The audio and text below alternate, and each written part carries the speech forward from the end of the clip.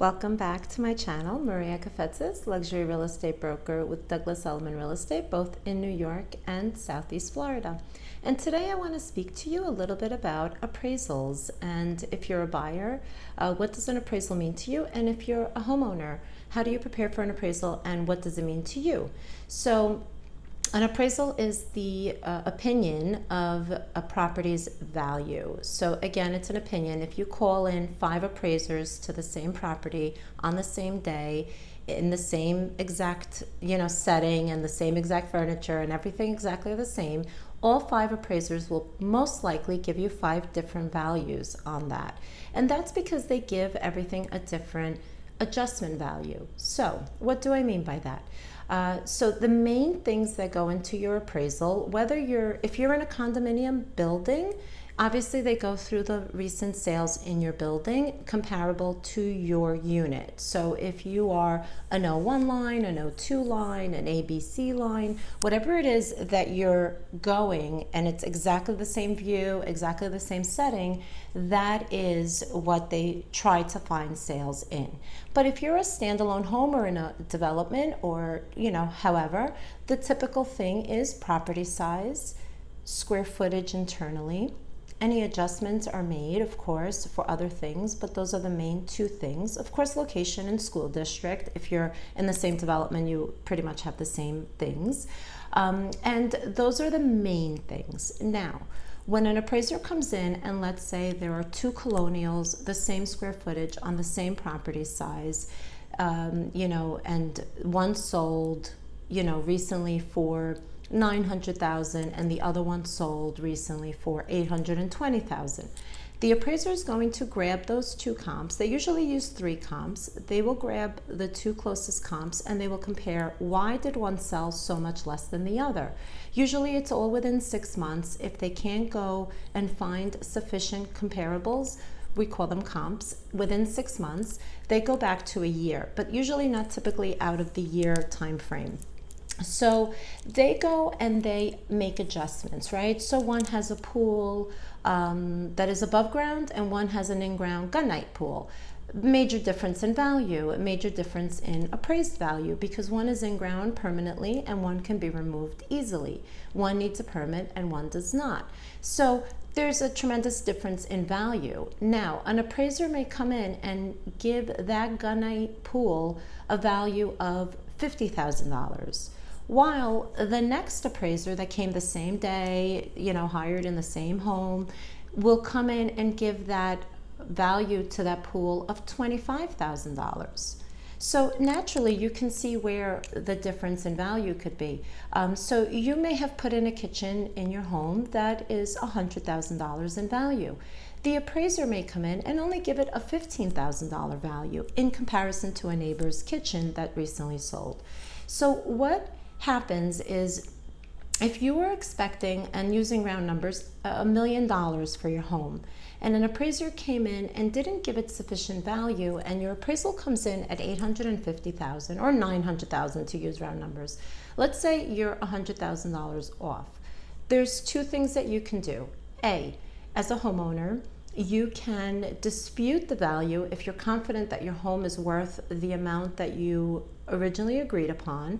So obviously you have to have lucrative sales that sold in the same numbers and recent and all comparable to your home. So if a mansion was just built, on the corner that has an extra 2,000 square feet, you can't compare that to your home or make any adjustment value there because you have to compare it to exactly what your home is like. So if you know for a fact that your home is worth more, you can dispute that appraisal and get your own independent appraisal done. And I've done this plenty of times in my 20 years doing this, where we disputed the value, whether it's higher or lower. And if you feel strongly about it, I've never lost a dispute on a value because again, you don't do it if you know you're way off and there's no way. But if you know that there's a way, there's definitely a way to fight it. Now, if that doesn't work, the other thing that you can do is you and the buyer, if you're a homeowner, you can split the difference. So let's say you're $50,000 off. You can say, well, I'll deduct $25,000. You come up $25,000, and we'll make it happen.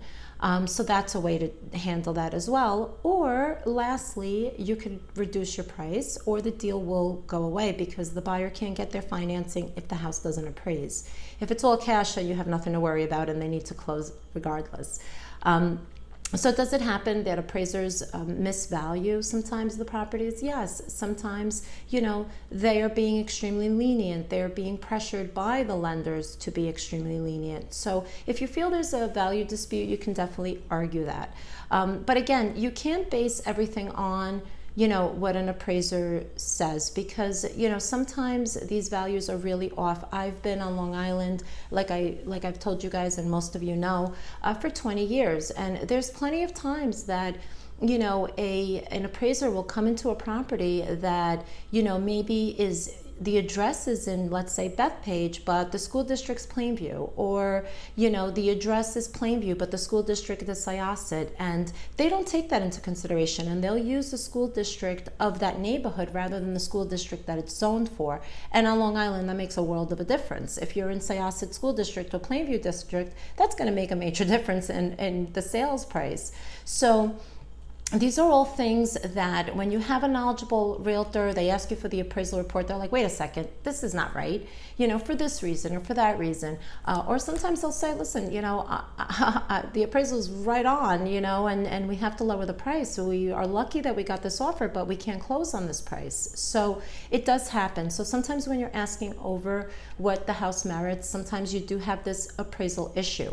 How can you avoid it as a homeowner and as a realtor representing a homeowner is, if there's upgrades that have been done to the home, if you have renovated your home, if you have added a new kitchen, if you've added a new roof, if you've upgraded your, heating system or your water, pipes, or absolutely anything, give the appraiser a list of those items that have been upgraded in the home, because they are, they can guesstimate, but they're not going to really value those things unless you point them out to them. So absolutely show up with that. If you know a recent sale, if you're a realtor representing a homeowner, I show up with, recent sales in the neighborhood. Why not? Do your homework, do your job.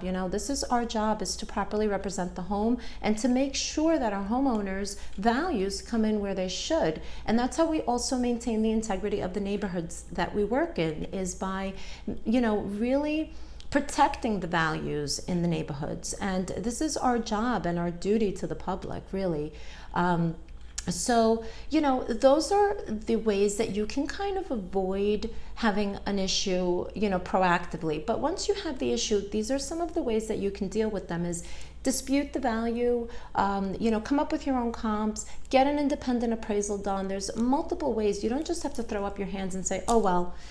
Now, if you are having that appraisal issue, you're most likely going to have it again. So letting go of the buyer is not necessarily the answer. It's not the buyer's fault. In essence, their bank did the appraisal. They have no clue of what the value is. They are also anxiously awaiting for the value. So, take it easy on your buyer, because it's not necessarily their fault. And buyers, if your appraisal happens to come up short, you're not losing out. It's an opinion. If you know that multiple people were fighting for that property and you got even $1 off, you negotiated greatly. You won the house, and that's the bottom line. So if the appraisal happens to come off, you have to figure out a way to work around it. And if this home is for you, there's always going to be a way to work around it. And if not, you move forward. But don't discount it for that reason, because sometimes the appraisal values are really, really off. And an appraiser could make a mistake. Sometimes they're from out of the neighborhood and they don't know the neighborhood. So they don't know that this particular part of, let's say, Old Westbury is, where everybody wants to be, or this particular part, of, Bay Harbor Islands is the place to be, or, this part of Boca is, 10% more pricey than the other part of Boca. So it all depends on where you are, what you offer, and really educating your appraiser ahead of time nicely, not in an abrupt or, a way that you're influencing the appraisal. You're just providing information on your home that they may not know. Again, I want to stand corrected on that. We are not to influence any appraisers or appraisals, but instead provide factual information that may help the appraiser that's doing 30 appraisals that day and doesn't have the time to go into detail on this particular home. It's our responsibility as the listing broker to educate that appraiser and make sure that the value is, where it's supposed to be. So, did you do renovations? Did you have additions? Put that all on the sheet to give to them. Okay, these are all ways to avoid appraisal issues and how to handle it, objectively when there is an appraisal issue. And that's something that we may be facing in the coming months due to the pandemic. So, stay strong, guys. There's people that sold their homes because they needed to, everything will go back to normal, but right now, that's the way to handle it. In both markets, both Florida and New York, I have only seen a jump in sales prices, and that's because a lot of people removed their properties from the market because they're scared to have people walk into their homes, and a lot of people, are really looking to get out of certain situations, so they are out there and buying. I've gotten a ton of buyer calls, so this is a really hot time regardless, and the appraisal issues may come up, so I thought this would be a very useful video to provide to my homeowners and even to buyers and help you understand a little bit about how appraisals work.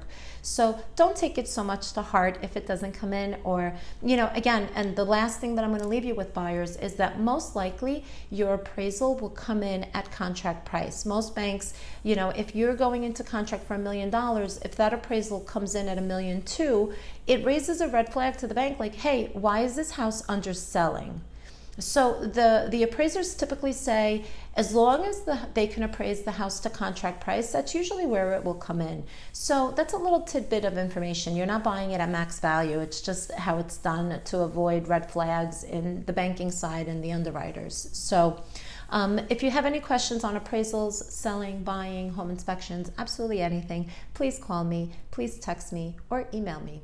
My telephone numbers are 516-885-2525 or 305-773-5994.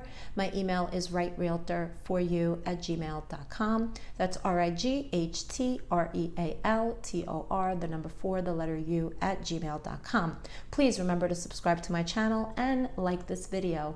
Also, I am on Instagram at rightrealtor4you, same spelling, and facebook.com/rightrealtor4you. I hope this video was very helpful to you, and I hope that your appraisals go well. Thank you.